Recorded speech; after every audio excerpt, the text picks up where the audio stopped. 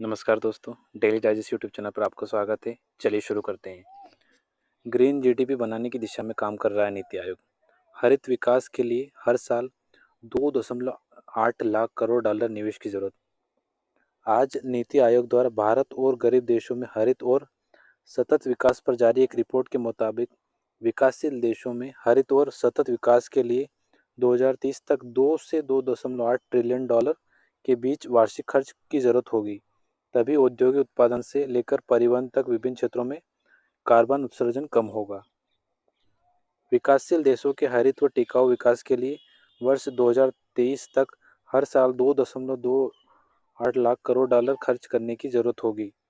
तब जाकर विभिन्न औद्योगिक उत्पादन से लेकर ट्रांसपोर्टेशन जैसे क्षेत्र में कार्बन उत्सर्जन में खासोटी कटौती की जा सकेगी।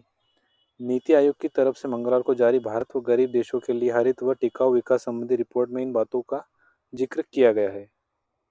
टिकाऊ विकास के लिए नीति आयोग कर रहा है काम। इस मौके पर नीति आयोग के उपाध्यक्ष सुमन बेरी ने कहा कि भारत के साथ गरीब देशों के हरित व टिकाऊ विकास के एजेंडा निर्माण पर नीति आयोग काम कर रहा है। उन्होंने कहा कि भारत का विकास दुनिया के अन्य देशों के विकास से जुड़ा है और अब विकास को लेकर दुनिया भारत के मॉडल को अपना रही है। बेरी ने बताया कि प्रधानमंत्री नरेंद्र मोदी ने हरित जीडीपी बनाने के लिए कहा है। नीति आयोग इस दिशा में काम कर रहा है। इस कारण होता है कार्बन उत्सर्जन। जीडीपी में आर्थिक गतिविधियों से जुड़े उत्पादन को शामिल किया जाता है। उद्योग जगत उत्पादन के दौरान प्रदूषण व कार्बन उत्सर्जन करते हैं जिससे पर्यावरण को नुकसान होता है। वे इस नुकसान के बदले कोई भुगतान नहीं करते हैं। पर्यावरण को होने वाले नुकसान की भरपाई से जुड़े खर्च को जीडीपी में से घटाने के बाद हरित जीडीपी तैयार होता है।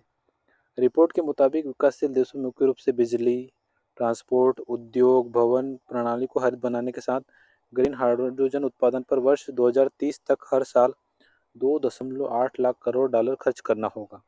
विकासशील देशों के इस खर्च में चीन को शामिल नहीं किया गया है। वित्तीय व्यवस्था सबसे बड़ी चुनौती। गरीब देशों में हरित विकास के लिए वित्तीय व्यवस्था सबसे बड़ी चुनौती है। गरीब देश मानते हैं कि उनके लिए वित्तीय व्यवस्था करना विकसित देशों का फर्ज है, क्योंकि इन देशों ने अपने विकास के दौरान बड़ी मात्रा में कार्बन उत्सर्जन किया है और पर्यावरण को नुकसान पहुंचाया है। रिपोर्ट में यह बात भी सामने आई है कि गरीब व विकासशील देशों के हरित विकास में भारत के लिए बड़ा अवसर भी है। रूस यूक्रेन युद्ध के बाद दुनिया सप्लाई चेन के लिए चीन+1 की रणनीति पर काम कर रही है। सोलर व इलेक्ट्रिक वाहनों से लेकर ग्रीन हाइड्रोजन तक के उत्पादन में भारत दुनिया का सप्लायर बन सकता है।